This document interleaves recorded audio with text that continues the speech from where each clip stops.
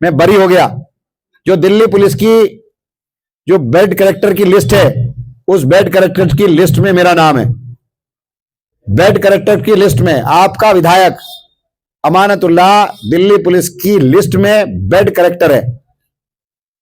जब bed character कब बनाया इन्होंने मुझे? जब ये शाहीन बाग का डेमोलेशन करने के लिए आए थे यूपी के तर्ज पर, तो हिंदुस्तान का कोई ऐसा चैनल या उसका एंकर नहीं था जो वहां ना हो। बड़े खराब मंसूबे थे। एक मैसेज देना चाहते थे कि देखो शाहीन बाग को जहां CNRC का प्रोटेस्ट हुआ था, हमने वहां पर जाकर के उनके मकान दुकानें तोड़ दी, तो हमने उसको नाकाम किया।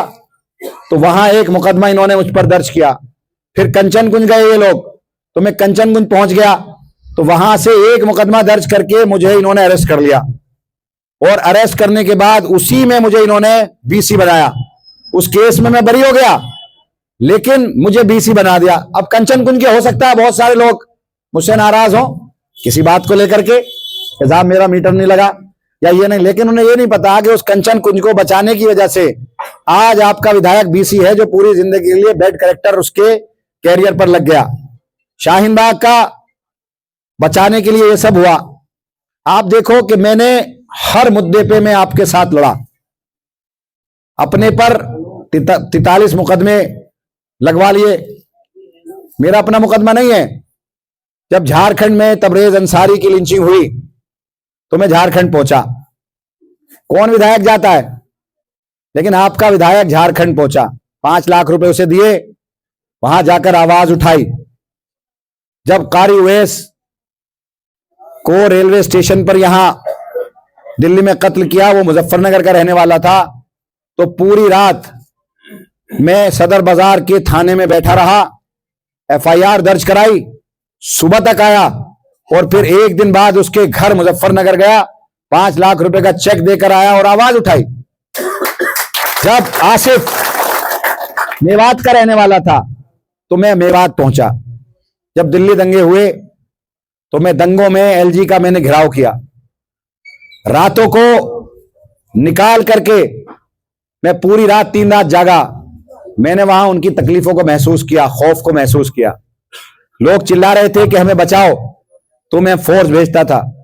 3 दिन 3 रात सोया नहीं। मैं खुद अपनी गाड़ी में डाल करके, जिसके गोली लगी थी, 8 लोगों के गोली लगी थी, एक आदमी ज्यादा इंजर्ड था, तो मैं जग प्रवेश हॉस्पिटल में 7 को एडमिट किया, एक को गुरु तेग बहादुर एडमिट किया। जब गुरु तेग बहादुर में मैं लेकर गया तो मुझे इन लोगों ने खुद घेरने की कोशिश की। मैं वहां से निकला, उसके बाद LG का घेराव किया। LG के यहां पूरी रात बैठा, एक एक कॉलोनी में फौज को भेज करके खुद जा करके लोगों को निकालने का काम किया। भाई साहब बड़ा मुश्किल होता था। आपने देखा होगा हर दंगे के बाद लोग सड़कों पर आ जाते हैं। हमने ये कोशिश की कि दंगा पीड़ितों का कारोबार खत्म ना हो, वो बर्बाद ना हो, बेघर ना हो। तो उनके घर जिनका जल गया 5 लाख रुपए सरकार ने दिए, 1 फ्लोर के 2 फ्लोर जले 10 लाख दिए, जिसका घर का कत्ल हुआ उसको 10 लाख रुपए दिए। हमने राशन उनको दिया। उनके लिए ईदगाह में, मुस्तफाबाद की ईदगाह के अंदर मैंने कैंप लगाया। आप सब लोग जानते हैं हकीम बावर्चिया मौजूद है, दोनों टाइम हकीम बावर्ची वहां खाना बनाता था। वहां 18 या 19 मस्जिदें थी जिन पर इन्होंने नुकसान पहुंचाया। उन एक एक मस्जिदों को हमने रिपेयर किया, हर एक आदमी की मदद की। हमने धर्म नहीं देखा, जिसका भी नुकसान हुआ उसका मदद की, चाहे वो हिंदू भाई हो चाहे वो मुसलमान हो, हमने सबकी मदद की। आपके विधायक को इसलिए टारगेट किया, मरकज का मसला हुआ तो मैं खड़ा हो गया। मैंने कोर्ट में गया और हाई कोर्ट से जाकर के मरकज का ताला खुलवाने का काम किया। भाई साहब मैं आपके लिए लड़ा हूं। जब यहां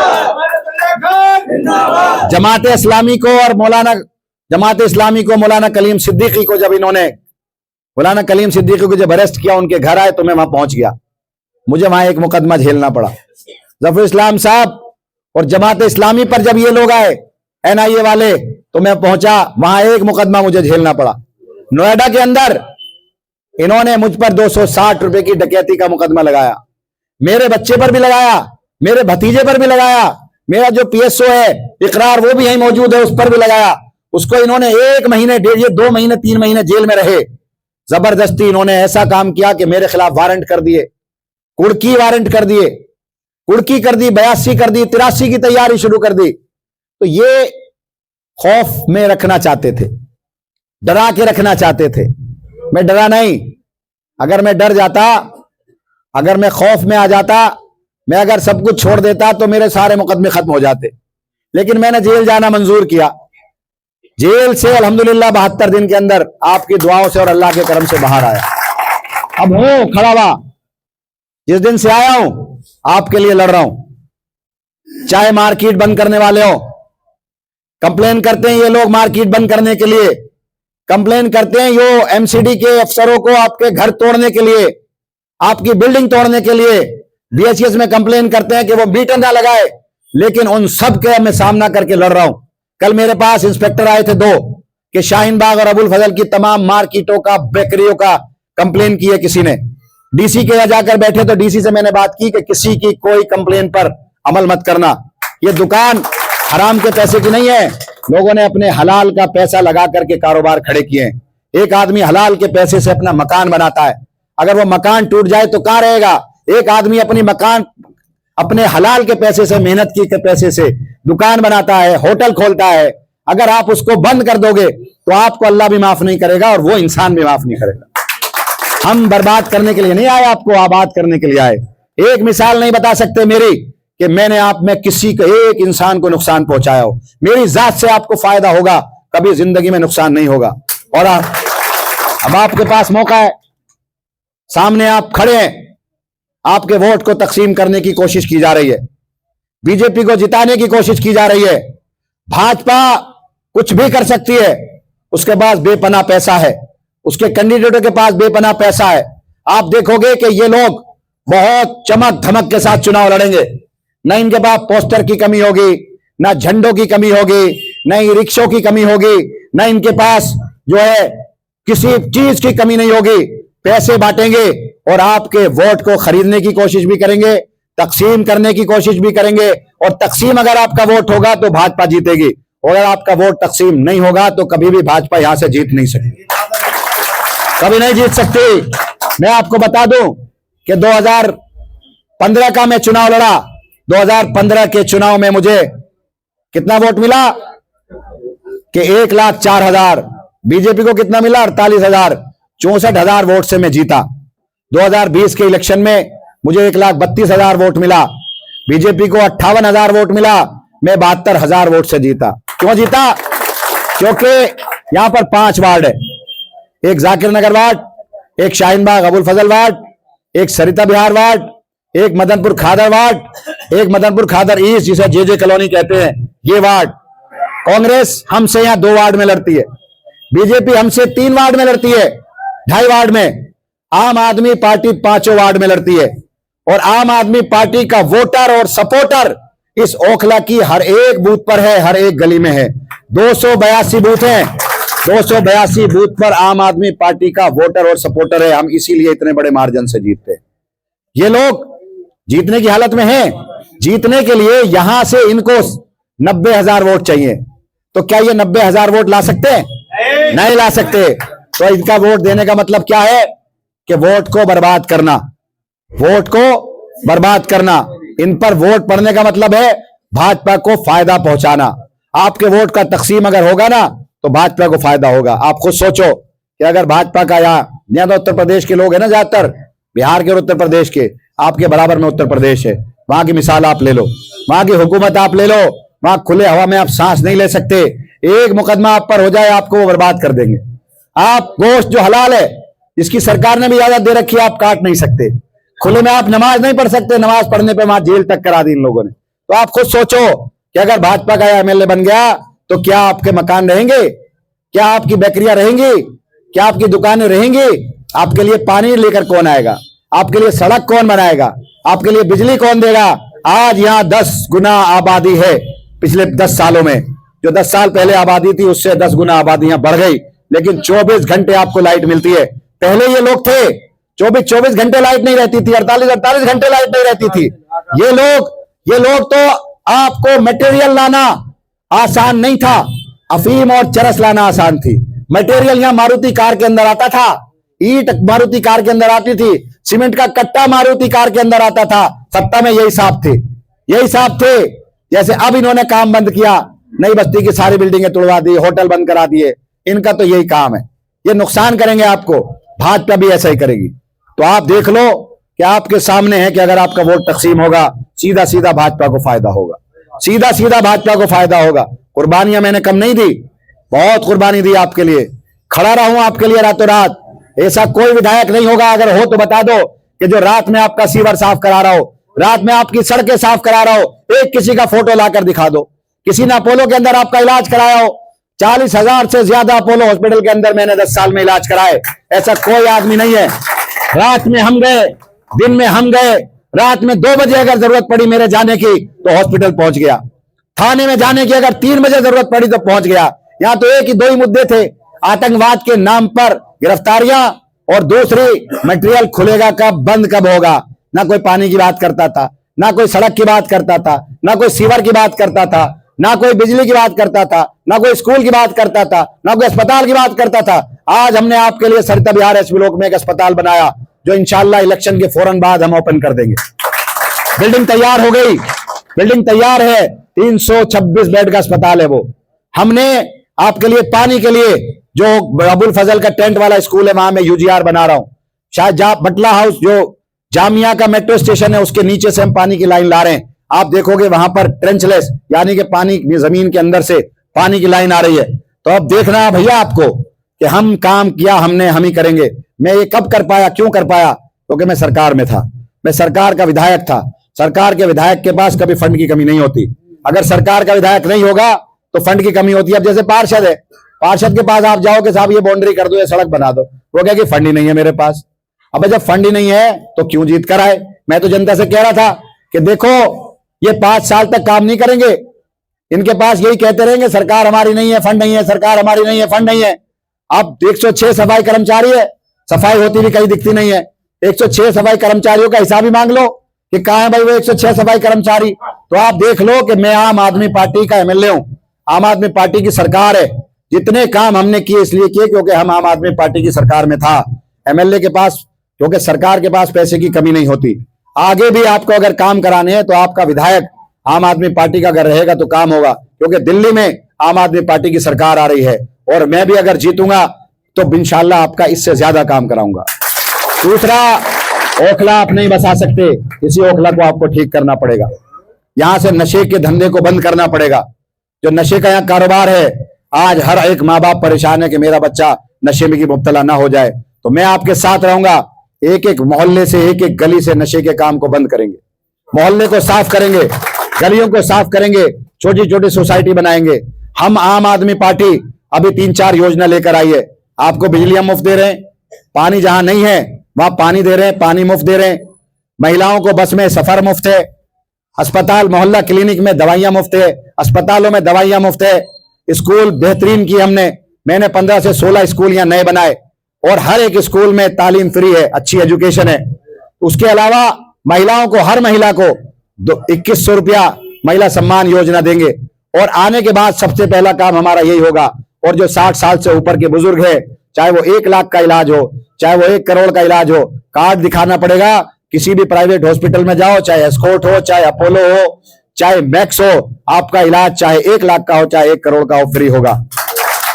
स्टूडेंट के लिए हम लोग जो है बसों के अंदर किराया फ्री कर दिया हमने, मेट्रो के अंदर आधा किराया लगेगा। अभी जो सोसाइटियां हैं, सोसाइटी जो भी आरडब्ल्यूएस हैं, अपने गार्ड रखेंगी, उसकी तनख्वाह दिल्ली सरकार देगी, गार्ड की तनख्वाह दिल्ली सरकार देगी। हम लोग इस इलाके के अंदर हर गली में गेट लगाएंगे, छोटे छोटे एरिया के अंदर ब्लॉक वाइज आरडब्ल्यूएस बनाएंगे। जहां बनी हुई है उन्हीं को कंटिन्यू करेंगे, जहां नहीं है वहां नहीं बनाएंगे। हम गेट लगाकर सफाई सुथराई का ध्यान रखेंगे, सिक्योरिटी का ध्यान रखेंगे, वहां पर गार्ड बिठाएंगे। अभी तक यह है कि गार्ड को तनख्वाह देने की दिक्कत आती है, लेकिन तनख्वाह अब आपकी सरकार देगी। दूसरा, जो किराएदार है, हम ऐसा कोई सिस्टम लेकर आएंगे कि किराएदारों का बिजली का बिल फ्री हो सके, क्योंकि अभी मकान मालिक उनको मीटर नहीं लगाने देते। तो हम ऐसी कोई स्कीम लाएंगे ताकि उनको किराया, उनका जो बिजली का बिल है उनका ना आ सके। बहुत सारे गरीब लोग हैं जो 1-1 कमरे में रहते हैं या 2-2 कमरे में रहते हैं, जो किराए पर रहते हैं, उनके लिए बिजली का बिल देना बड़ा मुश्किल है। तो इसलिए हम ये भी स्कीम एक लेकर आ रहे हैं कि जो किराएदार है उनके लिए। तो बस अब देख लो भैया, वोट आपका बटना नहीं चाहिए। अगर वोट बटेगा तो नुकसान होगा। और आज से देखो भाई, आज से सुनो, मेरे पास बहुत पैसे नहीं है खर्च करने के लिए, क्योंकि मैंने सुनो खर्च करने के लिए बहुत पैसे नहीं है ना। अभी मैं खाना वाना कर रहा भैया ना, मैं बहुत लंबी का इंतजाम है हमारी तरफ ना रेलियां वेलियां, लेकिन हाँ अल्लाह का करम है, अल्लाह का शुक्र है। इस इलाके के लोगों ने जितनी मोहब्बत मुझसे की है किसी से नहीं की होगी। मैं शुक्रगुजार हूं। पता नहीं जाने अनजाने में अल्लाह ने मुझसे ऐसा कौन से काम ले लिए, ऐसा कौन सा काम ले लिया जिसकी वजह से अल्लाह का करम मेरे ऊपर है। तमाम मुसीबतों से निकल जाता हूं। और जब अल्लाह किसी से खुश होता है, या अल्लाह को किसी की कोई एक अदा जो जाने अनजाने में उससे अच्छी हो जाए, वो अगर पसंद आ जाती है तो अल्लाह ताला अवाम के दिल में उसके लिए मोहब्बत पैदा कर देता है। अल्लाह ने अवाम के दिल में, आप लोगों के दिल में मेरे लिए मोहब्बत पैदा कर दी। मैं जहां जाता हूं, अगर 4 मीटिंग कर रहा हूं तो 4 में खाना है, 10 कर रहा हूं तो 10 में खाना है। आप लोग अपने से खाना कर रहे हैं, अपने से खर्चा कर रहे हैं, मेरे लिए यही बहुत है। अभी मैं कोई बहुत लंबी चौड़ी रैली नहीं कर रहा हूं, मैं अभी लोगों से मिल रहा हूं, उनकी समस्याओं को सुन रहा हूं। इंशाल्लाह 5, 6, 7 दिन बाद जब भी मैं रैली करूंगा, आप लोगों को मैं बुलाऊंगा, आप लोग जरूर आइएगा, उसमें हिस्सा लीजिएगा। एक रैली पहले करेंगे, दूसरी रैली बाद में करेंगे, हम पब्लिक मीटिंग्स भी करेंगे। बस ये इलेक्शन तो आपको अपने आप को बचाने का है साहब, आपके बच्चों को बचाने का है, आपके मकान के बचाने का है, आपके दुकान के बचाने का है, आपकी सड़कों को बनाने का है, आपके पानी के लिए लाने का है। अगर भाजपा का एमएलए होगा या उसकी सरकार होगी, ना आपके घर बचेंगे, ना कोई पानी देगा, ना बिजली देगी। 1 साल तक अगर सड़क टूटी रही तो कोई सुनवाई करने नहीं आएगा, क्योंकि आप तो उसे वोट देते ही नहीं है। वो तो आपके वोट को तकसीम करके सत्ता में बैठेंगे, तो जो उन्हें वोट देंगे वो तो उनका काम करेंगे। तो इसलिए ये इलेक्शन मामूली इलेक्शन नहीं है। आपके सामने मिसाल हरियाणा की है, आपके सामने मिसाल महाराष्ट्र की है। महाराष्ट्र के अंदर इन्होंने क्या किया कि 48 कैंडिडेट 2000 वोटों से कम से हारे। क्यों हारे? कि इन्होंने वहां बहुत सारे कैंडिडेट खड़े कर दिए। उनसे कहा अपने रिश्तेदारों का वोट ले लो, पैसे दे दिए उन्हें, पैसे पर उन्होंने वोट खरीदे। अपने रिश्तेदारों का ले लो, अपनी बिरादरी का ले लो, अपने जज्बात का ले लो। तो देखो यहाँ किसी भी जज्बात में आकर के अगर वोट बांटोगे तो इसमें आपका जाती नुकसान है। ये इलेक्शन तो हर किसी को अपने आप को बचाने का है। हो सकता है मैं हर जगह ना पहुंचूं, हो सकता है कुछ लोग मुझसे नाराज हों, हो सकता है मैं किसी को टेलीफोन ना किया हो, तो आप उनको खुद मनाओ। और अगर कोई मेरी बात भी सुनने, भैया मुझसे नाराज है, तो मुझे खुद फोन कर लो, आके मिल लो, या खबर कहलवा दो, मैं आपसे आके मिल लूंगा। अल्लाह के वास्ते इस इलेक्शन में आप जरूर निकलिए, लोगों से मिलिए, बात करिए। और अगर कहीं भटक रहा है तो उसको समझाइए, ये खुद आप इलेक्शन लड़ रही है, ये जनता के इलेक्शन लड़ने का खुद का वक्त है।